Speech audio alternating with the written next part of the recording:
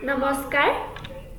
আজি আপোনালোক আমাৰ চেনেললৈ পুনৰ স্বাগতম জনাইছো আজি আমি শিকিম মাইক্ৰসফট অফিস ওয়াৰ্ডত কেনেকৈ লোগো ডিজাইন কৰা হয় বা বনোৱা হয় তেনেহলে আহক আমি আমাৰ ভিডিওটো আৰম্ভ কৰো তাৰ কাৰণে আমি পোনপ্ৰথমে মাইক্ৰসফট অফিস ওয়াৰ্ডটো ওপেন কৰি লব লাগিব ওপেন কৰাৰ পাছত আমি ইনসাৰ্টত গৈ সেভত গৈ আমি ডনেট সেভটো লৈ ইনসাৰ্ট কৰিব লাগিব ইনসাৰ্ট কৰাৰ পাছত আমি এই মাউসৰ সহায়ত এই ইয়েলো বুটামত ক্লিক কৰি ইয়াক সৰু কৰিব লাগিব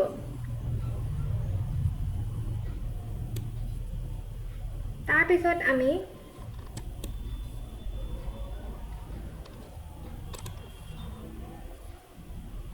সেভ আউটলাইনত গৈ মিনি ইয়াৰ আউটলাইনৰ কালাৰটো চেঞ্জ কৰিব পাৰো আপোনালোকে যিকোনো এটা কালাৰ দিব পাৰে তাৰ পিছত আমি সেভ আউটলাইনতে গৈ মিনি ওয়েটটো বঢ়াই দিম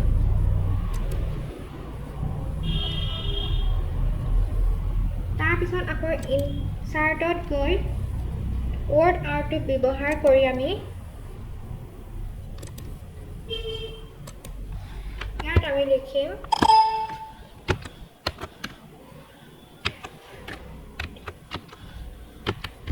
সফ্ট কম্পিউটাৰ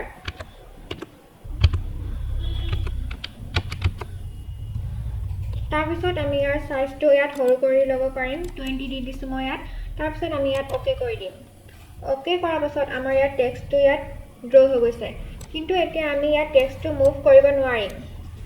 তাৰ কাৰণে আমি টেক্সট ৰেপিঙত গৈ ইনফন্ট টেক্সট কৰিব লাগিব দেখিছে এতিয়া আমি টেক্সটটো জলৈকে মন তালকে নিব পাৰিছো এতিয়া আমি ইয়াত আকৌ ওয়াৰ্ক আৰ্টত গৈ মিনি আপ সেভটো লৈ লৈছো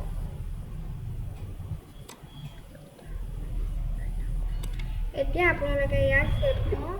এই ৰাউণ্ডৰ ভিতৰত ৰাউণ্ড সেভ দি মিলাই ল'ব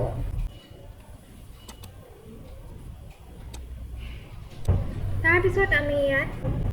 সেভ ফিলত গৈ মিনি ইয়াত টেক্সটৰ কালাৰসমূহ চেঞ্জ কৰিব পাৰিম সেভ আউটলাইনত গৈ আমি আউটলাইন কালাৰটো নো আউটলাইন বুলি তাৰ পিছত আমি আকৌ ইনসাৰ্টত গৈ সেভত গৈ মিনি ষ্টাৰ সেভটো ব্যৱহাৰ কৰিম তাৰ কাৰণে আমি ষ্টাৰ সেভটো লৈ লৈছো আৰু ইয়াত এনেকৈ ইনসাৰ্ট কৰি দিছো তাৰ পিছত আকৌ গৈ মিনি আমি ইয়াত সেভ ফাইলত গৈ কালাৰটো যিকোনো এটা কালাৰ দিব পাৰে আপোনালোকৰ মনৰ ইচ্ছা মতে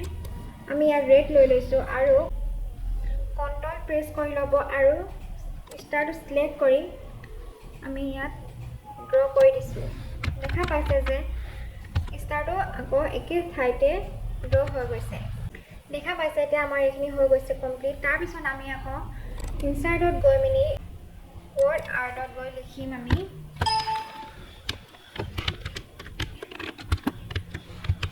সেন্টাৰ বুলি লিখাৰ পাছত ইয়াত আমি সাইজটো সৰু কৰি লৈছো আৰু ওকে কৰি দিছো দেখা পাইছে যে এতিয়া আমি এটো মুভ কৰিব পৰা নাই টেক্সটটো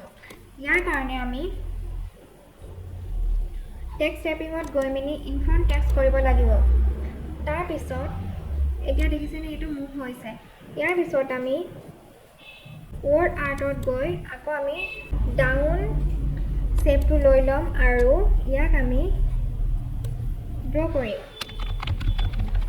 ইনসাৰ্ট কৰাৰ পাছত এতিয়া আমি টেক্সটটো মিলাই ল'ব লাগিব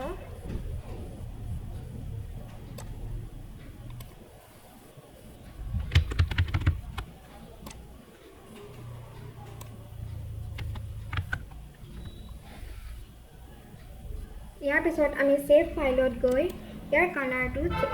দিম কালাৰটো দিয়াৰ পিছত আমি আকৌ ইয়াৰ সেভ আউটলাইনত গৈ মানে নো আউটলাইন কৰি দিম আৰু ইয়াৰ পিছত আমি আকৌ ইনসাৰ্টত যাম ক্লিপ আৰ্টত গৈ মিনি আমি ইয়াত কম্পিউটাৰ বুলি সাৰ্চ কৰিব লাগিব মোৰ ইয়াত লিখা আছে তাৰপিছত ইয়াত নাও কৰিলে ইয়াত দেখিছে ইয়াত পিকচাৰ আহি গৈছে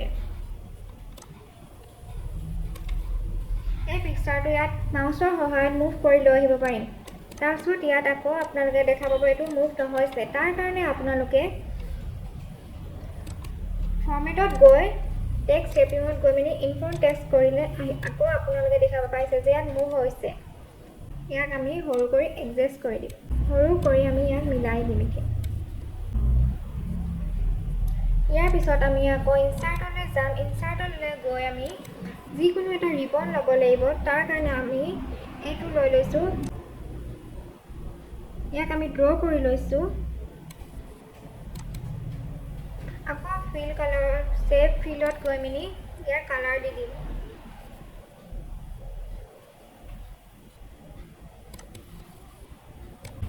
কালাৰ দিয়াৰ পিছত আমি ইয়াত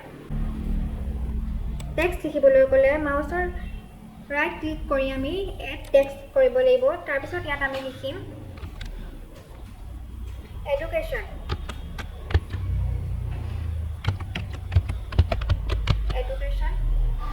লিখাৰ পাছত আমি টেক্সটৰ কালাৰটো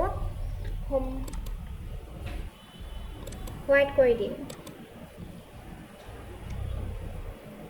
তাৰপিছত আমি ইয়াত আপোনালোকে কীবৰ্ডৰ সহায়তো ইয়াত Ctrl-E প্ৰেছ কৰিলে চেণ্টাৰ হৈ যাব, আৰু নহ'লে ইয়াৰ পৰা গৈ মেলি চেণ্টাৰ কৰিব পাৰে।